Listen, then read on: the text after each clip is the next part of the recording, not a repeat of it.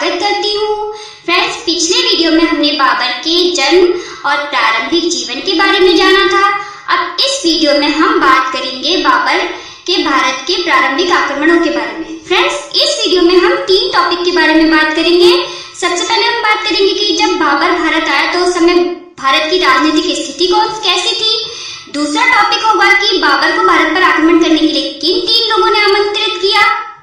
और हमारा तीसरा टॉपिक होगा कि बाबर के भारत पर जो प्रारंभिक आक्रमण थे वो कौन कौन से थे और कब कब किए थे। ठीक है, तो फ्रेंड्स शुरू करते हैं। सबसे पहले हम ये जानेंगे कि बाबर के आगमन के समय भारत की राजनीतिक स्थिति कैसी थी। तो जब बाबर ने भारत पर आक्रमण किया तो भारत की राजनीतिक स्थिति काफी अस्त व्यस्त थी। उस समय दिल्ली पर इब्राहिम लोदी का अधिकार था। जो इब्राहिम लोदी है वो लोदी वंश का अंतिम शासक था। लोदी वंश की स्थापना की थी बहलोल लोदी ने 1451 ईस्वी में, और लोदी वंश का अंतिम शासक था इब्राहिम लोदी। अब ये जो था ये अत्यंत क्रूर और अत्याचारी शासक था। इसकी ना अपनी जनता के साथ बनी और ना ही इसने अपने अधिकारियों अपने मंत्रियों के साथ अच्छे संबंध बनाकर रखे। ठीक है, इस तरह से मेवाड़ पर शासन करते थे संग्राम सिंह राणा सांगा के नाम से। ठीक है, राणा सांगा के नाम से हम जानते हैं उन्हें, उनका राज था। और दक्षिण में विजयनगर साम्राज्य था जिस पर कृष्णदेव राय का अधिकार था। और बहमनी साम्राज्य जो था वो एक मुस्लिम साम्राज्य था, किंतु यह भी 5 भागों में डिवाइड हो गया था। तो इस तरह से बाबर के आगमन के समय भारत की राजनीतिक स्थिति काफी अस्त व्यस्त थी, क्योंकि सारे राज्य जो है आपस में ही लड़ते रहते थे, इनमें कोई एकता नहीं थी। तो बाबर को भारत पर आक्रमण करने का अच्छा अवसर मिला। अब हमारा दूसरा टॉपिक है कि बाबर को भारत पर आक्रमण करने के लिए किन 3 लोगों ने आमंत्रित किया था। फ्रेंड्स, पिछले वीडियो में हमने बात की थी कि बाबर ने अपनी आत्मकथा में लिखा था कि उसे किन्हीं 3 लोगों ने भारत पर आक्रमण करने के लिए बुलाया था। अब ये 3 लोग कौन से थे? उनमें सबसे पहला नाम तो है दौलत खान लोदी का। अभी दौलत खान लोदी था पंजाब का गवर्नर, और इसका इब्राहिम लोदी जो दिल्ली का सुल्तान था उससे किसी बात को लेकर मनमुटाव हो गया था। इसीलिए उसने बाबर को आमंत्रित किया, क्योंकि उसने सोचा कि बाबर जो है भारत पर आएगा और वह इब्राहिम लोदी को हरा देगा और उसके बाद दौलत खान लोदी दिल्ली की गद्दी प्राप्त कर लेगा। अब दूसरा व्यक्ति था आलम खान लोदी। अभी आलम खान लोदी कौन था? ये इब्राहिम लोदी का चाचा था, और इसका भी सेम रीजन था बाबर को बुलाने का, क्योंकि ये भी दिल्ली की गद्दी प्राप्त करना चाहता था। अब तीसरे व्यक्ति थे संग्राम सिंह, जिन्हें हम राणा सांगा के नाम से जानते हैं, और इन्होंने भी बाबर को सेम इसी वजह से भारत पर आक्रमण करने के लिए बुलाया था, क्योंकि वह इब्राहिम लोदी के चुंगल से भारत को आजाद करना चाहते थे और दिल्ली की गद्दी प्राप्त करना चाहते थे। इसीलिए उन्होंने बाबर को निमंत्रण दिया। लेकिन फ्रेंड्स, यहाँ इन तीनों का ही दाव उल्टा पड़ गया, क्योंकि इन तीनों ने ये सोचा था कि बाबर जो है अपने तैमूर का वंश का है तो तैमूर की तरह ही होगा, वह भी लूट पाट के वापस चला जाएगा भारत से। लेकिन ऐसा कुछ भी नहीं हुआ। बाबर भारत में आया, उसने भारत को जीता भी और नया स्थायी साम्राज्य की स्थापना कर ली। तो यहाँ पर इन तीनों का दाव क्या हुआ? उल्टा पड़ गया। ठीक है, तो इस तरह से हमने देख लिया कि बाबर को किन 3 लोगों ने भारत पर आक्रमण करने के लिए आमंत्रित किया था। अब हम बात करेंगे हमारे आज के तीसरे टॉपिक के बारे में कि बाबर ने भारत पर जो प्रारंभिक आक्रमण किए थे वो कौन से थे।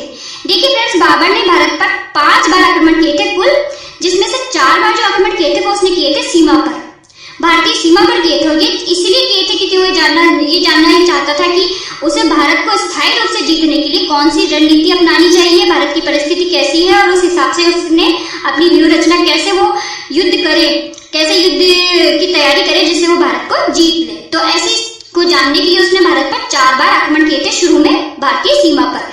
तो वो कौन कौन से थे उसके बारे में हम बात कर लेते हैं। सबसे पहला आक्रमण था 1519 में बाजौर और भीरा पर। अब फ्रेंड्स, ये जो बाजौर और भीरा है ये पाकिस्तान और अफगानिस्तान की भारतीय सीमा पर स्थित है। ठीक है, पाकिस्तान और अफगानिस्तान की भारतीय सीमा पर। और इस बाजौर और भीरा पर जो आक्रमण किया था यहाँ पर ही उसने सबसे पहले तोपों का प्रयोग किया था। इससे पहले हिंदुस्तान में तोपों का नाम भी नहीं सुना था किसी ने। सबसे पहले तोपों का प्रयोग यहाँ पर किसने किया था? बाबर ने किया था। और किस युद्ध में किया था? बाजौर और भीरा का जो युद्ध था 1519 उसमें। ठीक है, अब दूसरा आक्रमण था उसका 1519 में ही पेशावर में। अब पेशावर कहाँ है? पाकिस्तान में। उस समय भारत का हिस्सा ही था पाकिस्तान। अब तीसरा आक्रमण उसने किया था पंजाब के सियालकोट में 1520 ईस्वी में। और चौथा आक्रमण उसने किया था लाहौर के दीपालपुर में, कब? 1524 ईस्वी में। तो ये चारों आक्रमण किए और चारों में जीत हासिल की, लेकिन किसी पर भी अधिकार नहीं किया, क्योंकि उसका लक्ष्य अधिकार करना था ही नहीं। उसका लक्ष्य था ये जानना कि भारत की राजनीतिक स्थिति कैसी है और भारत को जीतने के लिए कौन सी उसे रणनीति बनानी चाहिए। तो इस तरह से चारों आक्रमण करके इसमें विजय उसने हासिल की।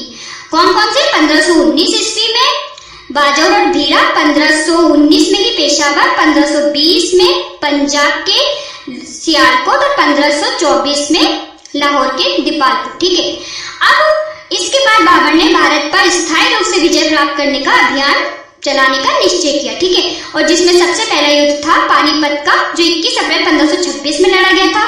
फ्रेंड्स, बाबर के 4 युद्ध इंपॉर्टेंट हैं।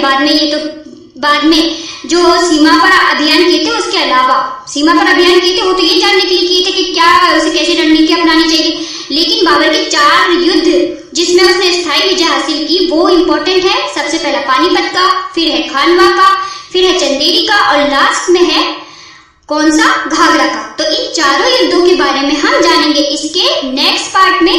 तब तक हम देख लेते हैं इस वीडियो में हमने क्या क्या देखा। सबसे पहले भारत की राजनीतिक स्थिति देखी थी हमने, तो कैसी थी? दिल्ली पर इब्राहिम लोदी का शासन था, मेवाड़ में राणा सांगा थे, दक्षिण भारत में विजयनगर साम्राज्य था कृष्णदेव राय के अधीन, बहमनी साम्राज्य जो एक मुस्लिम साम्राज्य था पर 5 भागों में डिवाइड था। ठीक है, और बाबर को भारत पर आक्रमण करने के लिए 3 लोगों ने बुलाया था। कौन कौन से थे? आलम खान लोदी जो इब्राहिम लोदी का चाचा था, दौलत खान लोदी जो पंजाब का गवर्नर था और राणा सांगा जो मेवाड़ के राजा थे। ठीक है, अब हमने इसके अलावा हमने भारत पर बाबर के प्रारंभिक आक्रमण जाने थे, जो सबसे पहले 1519 में किया था बाजौर और भैरा पर, और यहीं पर सबसे पहले तोपों का प्रयोग। 1519 में ही पेशावर, 1520 में पंजाब के सियालकोट और 1524 में लाहौर के दीपालपुर। ठीक है, ये 4 आक्रमण किए थे। तो इस तरह से हमने बाबर की प्रारंभिक आक्रमणों के बारे में जाना। अब इसके आगे की नेक्स्ट वीडियो में हम जानेंगे कि बाबर ने भारत पर स्थायी विजय किस तरह से हासिल की, किस तरह से मुगल साम्राज्य की स्थापना की और किस तरह से बाबर की मृत्यु हुई। ठीक है फ्रेंड्स, तो इस वीडियो में हमने बाबर के जो प्रारंभिक आक्रमणों के बारे में जाना। अब इसके आगे हम इसके नेक्स्ट वीडियो में जानेंगे। तब तक अपना बहुत सारा ध्यान रखिए फ्रेंड्स। Bye bye.